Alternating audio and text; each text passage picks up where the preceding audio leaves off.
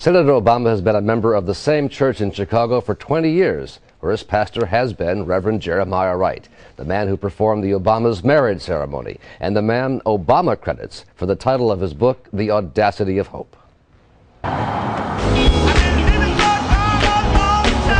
Reverend Wright has built a large and loyal following at his church, the Trinity United Church of Christ, on Chicago's South Side.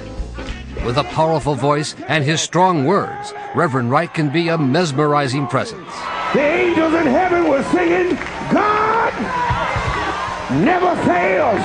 And he often uses the gospel to affirm his strong political views, as in this 2003 sermon, damning the United States for its treatment of blacks. The government gives them the drugs, builds bigger prisons, passes a three-strike law, and then wants us to sing God Bless America? No, no, no. Not God Bless America. God damn America that's in the Bible for killing innocent people. God damn America for treating us citizens as less than human. It's not known if Senator Obama was in the church on this day, but he has sought to play down Reverend Wright's overall approach.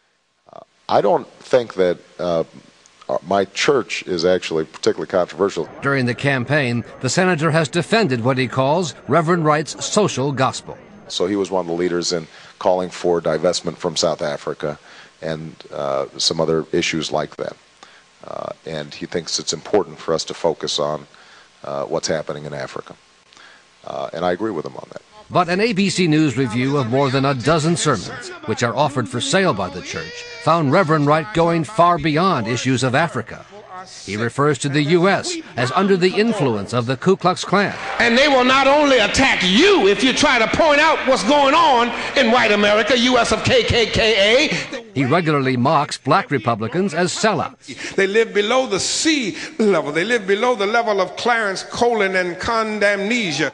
In his first sermon after September 11, 2001, Reverend Wright said the U.S. had brought on the attacks with its own terrorism. We bombed Hiroshima, we bombed Nagasaki, and we nuked far more than the thousands in New York and the Pentagon, and we never batted an eye. We have supported state terrorism against the Palestinians and black South Africans, and now we are indignant because the stuff we have done overseas is now brought right back into our own front yards. America's chickens are coming home to roost. Reverend Wright retired last month, but members of the church say he left a lasting impression on them and Senator Obama. He spoke the truth, continues to speak the truth, and people can label that as radical, but I think it's insightful. No, I wouldn't call it radical. I'd call it being black in America.